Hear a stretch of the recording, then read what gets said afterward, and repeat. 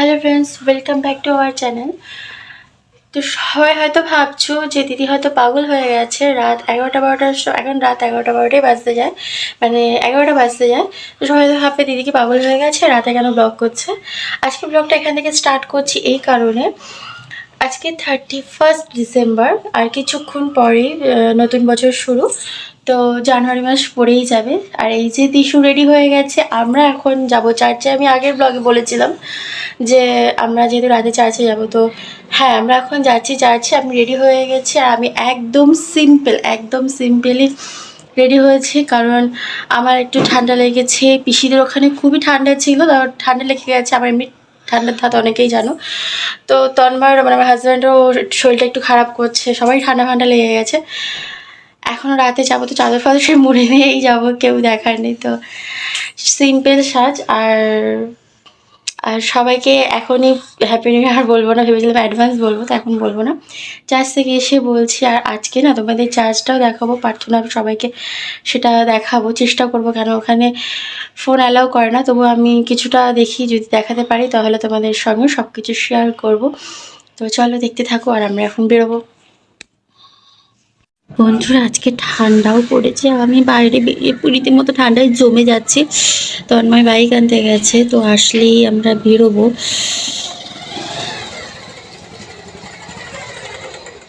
বন্ধুরা, আমরা চার্চে পৌঁছে গেছি, আর চার্চে এখনো শুরু হতে অনেকটাই টাইম আছে। এদিকে তোমার দাদা বললো বাতিটা জেনে নাও, যেহেতু আমি হসপিটালে যখন অ্যাডমিট ছিলাম তোমাদের দাদা তখন প্রার্থনা রেখেছিল আমার জন্য, যাতে আমি সুস্থ তাড়াতাড়ি বাড়ি ফিরি। তো আমি বাড়ি ফেরার পর ও বলেছে যে বাতিটা আজকে জেলে দাও। তো এখানে অনেকেই বাতি জ্বালছে, আমিও বাতি জ্বালছি, প্রার্থনা করে তারপর চার্চে যাব। আর এখানে আজকে এসে শুনলাম বিশপ, আমাদের ক্যালকাটা ডায়াসিসের বিশপ ক্যানিং এসছে, আমাদের আজকে চার্জ নেবে উনি। তো ঠিক আছে, যে বাতি ফাতি দেওয়া হয়ে গেছে। তো চলো ভেতরে যাওয়া যাক, ভেতরে গিয়ে তোমাদের চার্চের ভিউটা প্রার্থনা দেখাচ্ছি। পুস্তক তার 9 অধ্যায় আসল জিনিস পরে বহু হয়েছে, আমরা সাধু কবি বলি সৌর। তিনি দম্পের সঙ্গে তিনি যাচ্ছিলেন, তিনি যারা কৃষ্ণভক্ত তাদের পছন্দ করতেন না, তাদের বিরুদ্ধে কাজ করতেন, তাদেরকে মারতেন, তাদেরকে শাস্তি দিতেন, তাদেরকে ধরে আনতেন, জেলে তুলে দিতেন অন্যদের কথা শুনে। আর দম্পের সঙ্গে যাচ্ছিলেন, হতে পারে সেখানে বেশ কিছু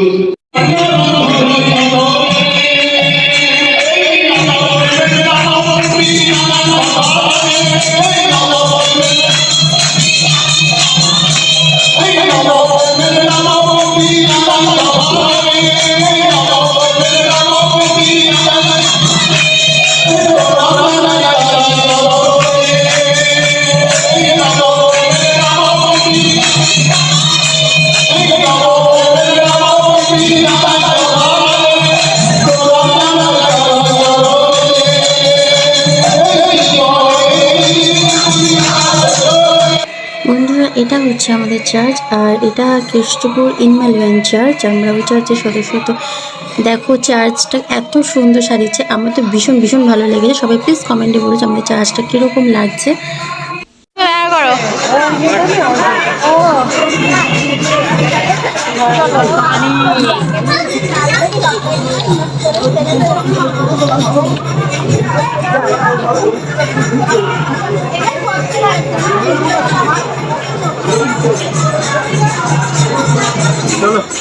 Yes.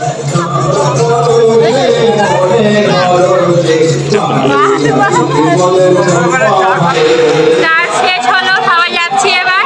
সকলকে হ্যাপি নিউ ইয়ার। ভালো থাকো, সুস্থ থাকো, আর খুব এই বছরটা খুব আনন্দে কাটাও। বন্ধুরা, এটা হচ্ছে আমাদের চার্চের গোশালা ঘর। ক্রিসমাসে সাজানো হয়েছিল, তো আমি তো ক্রিসমাসে আসিনি, তো বাড়ির সবাই এসেছিলো। তো যাই হোক, এবারে এখন এসে আমি দেখে নিলাম, তো আমার তো ভীষণ ভালো লাগছে। দেখো তোমাদেরও আশা করি ভালো লাগবে।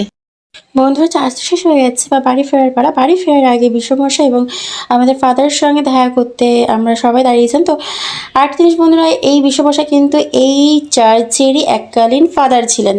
তো যাই হোক, অনেকদিন পর ওনাকে দেখে ভালো লাগছে। এটা আমাদের চার্চ, তোমরাও দেখে নাও। এই তো দাও, হ্যাপি নিউ ইয়ার সবাইকে, হ্যাপি নিউ ইয়ার। এই ছবি তুলিনি, দাঁড়াও সবাই। এই জিনিসটাই ক্রিসমাস আমার দেখতে আসার কথা ছিল, আমি দেখতে আসতে পারিনি কোনো কারণবশত না। আমি গেছিলাম মেলায়, তারপরে গেট বন্ধ করে দিয়েছিল, আমাকে ঢুকতে দেয়নি চার্চে। তো যাই হোক, তখন দেখা হয়নি। এখন এসে দেখে নিলাম একেতে পা ফুলে গেছে, তো আমি দাঁড়াতে পারছি না।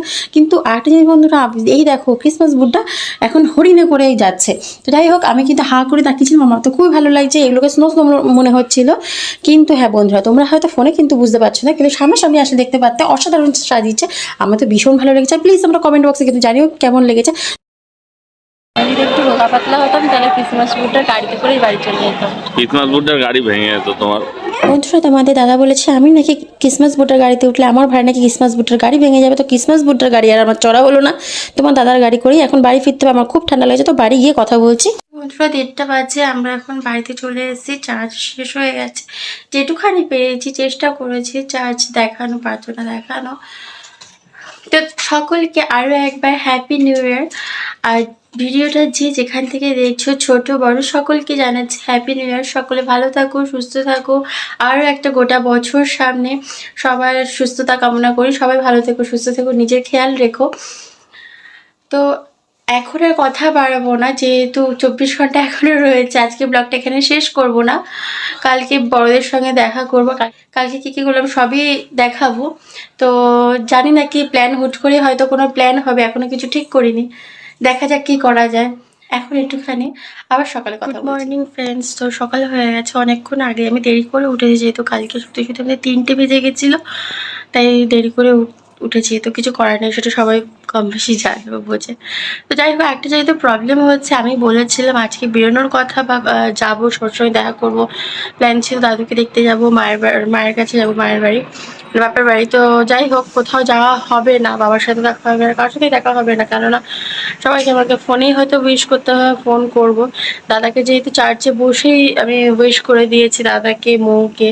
তো মাকে ফোন করে নেবো, কেননা আমি সকাল থেকে উঠে দেখছি আমার পাটা খুব ফুলে গেছে। আমাকে যেহেতু ডক্টর হসপিটাল থেকে বলেই দিয়েছিল আমাকে বেড রেস্ট, তো আমি যেহেতু পার্বণের সময় পিসি বাড়ি একটু ঠিক হয়েছি বলে লাফালাফি, যাই হোক, তো পাটা রীতিমতো খুবই ফুলে গেছে।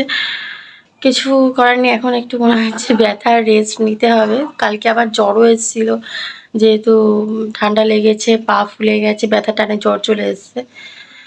জ্বরটা আসাটা উচিত ছিল না, তো কিছু করার নেই, জ্বর সেটা তোমার হাতে না। তো আরেকটা জিনিস, ফার্স্ট জানুয়ারির দিনে উঠেই আরও একটা জিনিস খারাপ লাগলো, যেটা কালকে আমি আগের দিন একটা বেডশিট কিনে নিয়ে এসেছিলাম নতুন, যেহেতু ঘরটাকে কিছুই করিনি এবারে। যাই হোক, কিছু একটা নতুন জিনিস, জামা কাপড় যেমন পরেছি, ঘরেও একটা কিছু নতুন জিনিস। তো বেডশিটে নিয়ে এসে দেখছি ওটা কিন্তু একটা ফাটা বেরিয়েছে, ড্যামেজ আছে বেডশিটটা। ওটাকে আমি এখন চেঞ্জ করতে, যেহেতু আজকে তন্ময় যাবে, গিয়ে চেঞ্জ করে নিয়ে আসবে। তো সেই জন্য একটু মন খারাপ, নতুন জিনিস ফাটা বছরকার দিনে কেমনটা লাগে না, তো একটু মনটা খারাপ। তো আর যেহেতু আরও মন খারাপ, আমি বাইরেও বেরোতে পারবো না, কোথাও হাঁটতে পারবো না, যে কারো বাড়িতে যেতে পারছি না বলে বাইরে একটু যাবো, তিশাকে নিয়ে যাবো, অনেক কিছুই প্ল্যান ছিল, কিন্তু কিচ্ছু হবে না। আবার তিশার প্রজেক্টও রয়েছে, অনেক কিছু করার আছে, যেহেতু হসপিটালে ছিলাম যখন, অনেক প্রজেক্ট দিয়েছে, সেগুলো কিছু করা হয়নি, যেহেতু বাচ্চা করতে পারে না। তো অনেক কাজ ঘরে বসেই সেগুলো করবো, মন মেজাজ খারাপ, তো কিছু করার নেই। তো চলো এখানেই আজকে ব্লগটা শেষ করবো, কেননা বেশি লম্বা টেনে লাভ নেই, কেননা আছে কিছু প্ল্যান নেই। তো দেখা হবে নেক্সট কোনো ভিডিওতে।